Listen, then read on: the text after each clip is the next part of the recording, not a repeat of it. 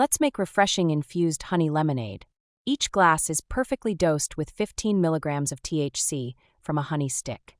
This recipe will need these ingredients: 2 fresh lemons, 2 cups of cold water, 1 THC infused honey stick, ice cubes, optional ingredients, lemon slices for garnish and extra honey for drizzling. Start by squeezing the juice from 2 fresh lemons. This gives us that bold, tart lemonade flavor. Now squeeze in 1 THC honey stick. This adds natural sweetness and the perfect 15 milligram dose of THC.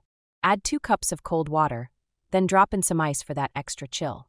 Give it a good stir to mix in all that infused honey, then pour into a tall glass. Garnish with a lemon slice and an extra drizzle of honey for the perfect finish. Cool, refreshing, and infused with golden honey. Try it yourself and tag us. Follow for more infused THC honey recipes.